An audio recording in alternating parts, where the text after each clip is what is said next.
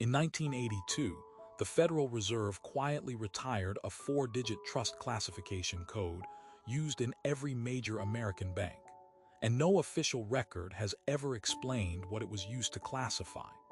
Thousands of accounts were reclassified in the months before it disappeared, and the banks that held those accounts have never once said whose money was inside them. To understand what was buried, you have to understand what trust codes actually were. In the 1970s, American banks used internal classification systems to categorize account types: savings, checking, investment, estate. Each had a code. Each code carried specific reporting rules. If an account held certain assets, real property, mineral rights, bearer instruments, it had to be flagged. It had to be disclosed. Trust codes sat at the top of that system. They governed accounts held on behalf of someone else, not a company, not an estate, a principal, a name that didn't need to appear on any public document. The system had been in place since 1949. It worked precisely as designed, until it didn't. In the summer of 1982, the Federal Reserve issued an internal circular to member banks. No press release, not published in the Federal Register, distributed directly to compliance officers at the 12 Federal Reserve District banks, and from there to the institutions they supervised. The circular retired Trust Classification Code 47. Code 47 had governed accounts where the beneficial owner, the actual human being whose money it was deliberately withheld from the record. Not unknown, withheld. There is a difference. Unknown means the bank couldn't find out. Withheld means the bank was instructed not to look. By September of 1982, every account carrying Code 47 had been reclassified under a broader category, folded into the general trust ledger. Made invisible by proximity to thousands of legitimate accounts. The circular itself was never assigned a public document number.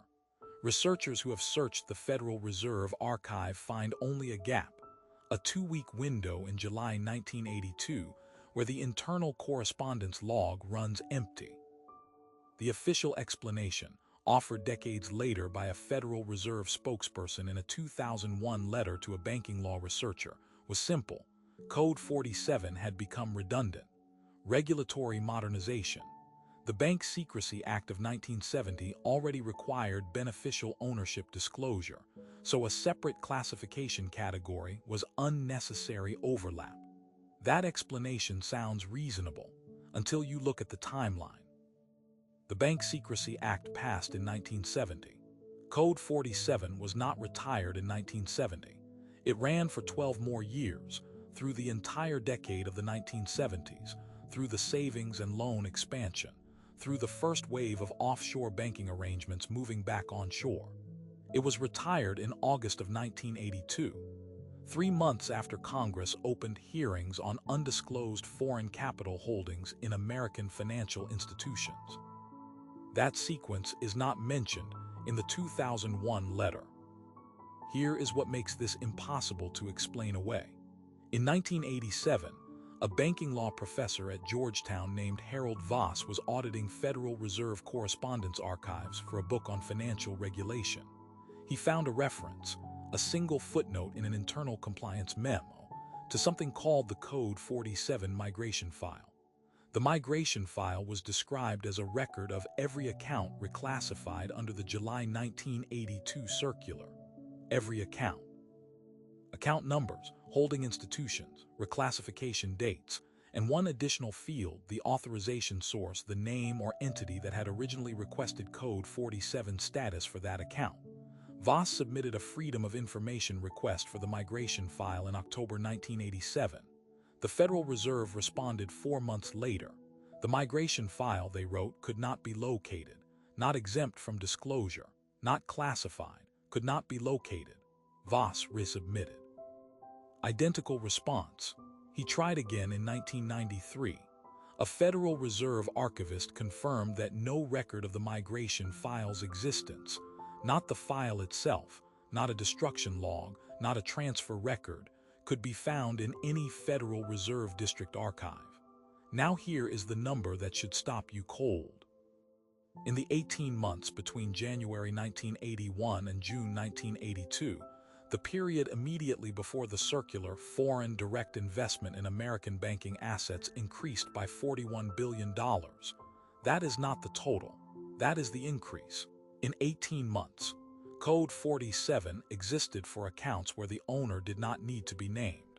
The migration file would have named them. The migration file is gone. Think about what silence at that scale requires. This was not a clerical error.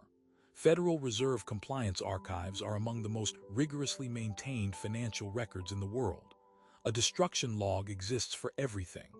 Missing doesn't happen by accident at that level, not for a file containing account-level data on an entire classification category across 12 district banks. And the timing sits there, unmovable.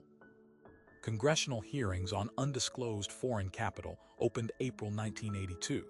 The circular retired Code 47 in July 1982. The migration file, the only document that would have told anyone whose money had been concealed inside Code 47 for 33 years, was gone before anyone thought to ask for it.